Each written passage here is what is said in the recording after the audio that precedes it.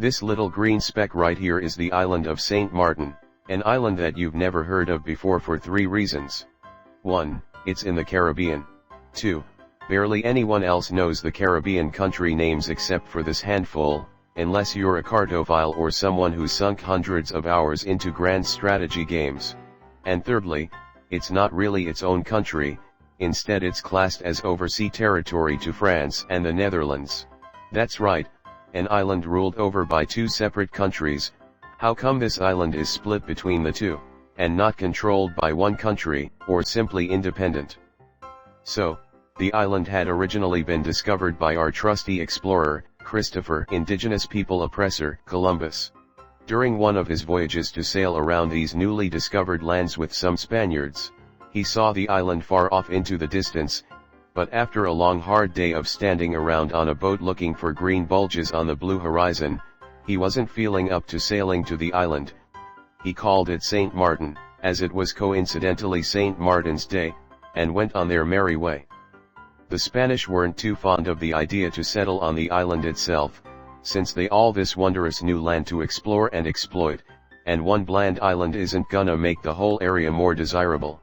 So it was just hypothetical territory they owned, despite none of their people settling on it.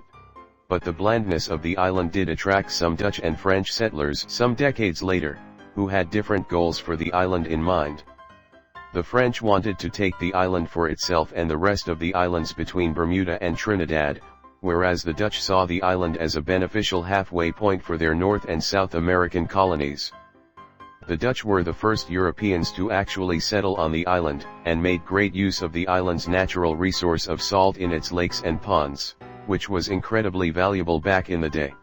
The Spanish became aware of the successfulness of the Dutch and their salt production and trade. They had a sudden urge to set foot on an island they didn't bother with, and with the 80 Years' War still going on at this time, the Spanish came up with the only suitable solution: invade the island and drive away the settlers. The Dutch did try their best to retake the island, but every attempt failed. But the island didn't stay under Spanish rule for long, since the salt production was quite inadequate to what their hopes were. Once they scurried off the Dutch squatters, they saw it as a great waste of time and abandoned the island. This is great. Now the Spanish can't try to kill us anymore. Only positives from now on. Boy, you said it. Thank God they're gone. Now we can get on with our peaceful lives again. Alright, I'm heading back to my settlement. You guys take care now. You bet. Damn, I forgot the French were still here on our island. Now the 80 Years' War was over and done with. The Dutch and the French settlers on the island could now focus on more pressing matters for themselves: who should rightfully own all of the island. Both sides were very reluctant to give up either side's settlements, which almost saw France and the Netherlands go to war, all for a rock in the ocean. But thankfully, both sides cooled it, and agreed to split the island in 2 respectively. They both signed the Treaty of Concordia in March 1648, splitting the island into a French north, and a Dutch south. And how did they get the borders, you may ask? Well, with the lack of a distinctive natural border like range of hills or rivers, they came to the thrilling conclusion: Hey, do you want to race around the island and meet up on the other side? Yeah, sure. And so it was settled. A race around the island would determine the borders of Saint Martin.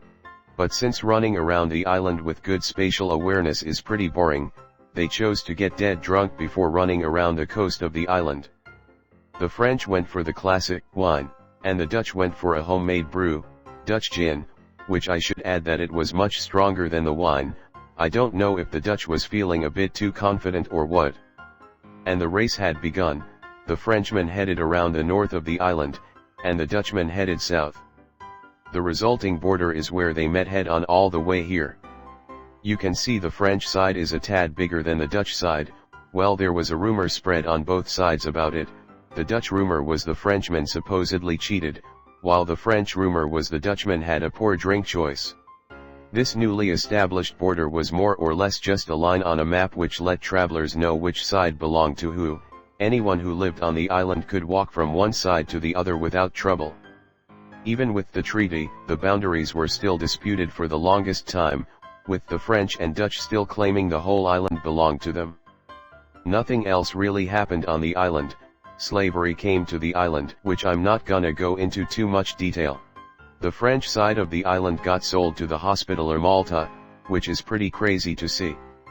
The hypothetical border over the island was finally agreed upon by the two countries in 1816 in the Second Treaty of Paris, so no more disputes over the island's rule.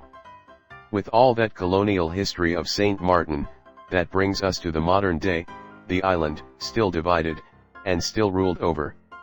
There is a unification movement on the island which has been going on for a while, which aims to unite both sides under one independent rule. But the chances of that happening depend greatly on how France and the Netherlands feel about giving autonomy to the island, which I'm certain isn't going to happen anytime soon. But hey ho, what do I know? Anyway, that's the end of this video. I hope you liked this one, and as always, thanks for watching.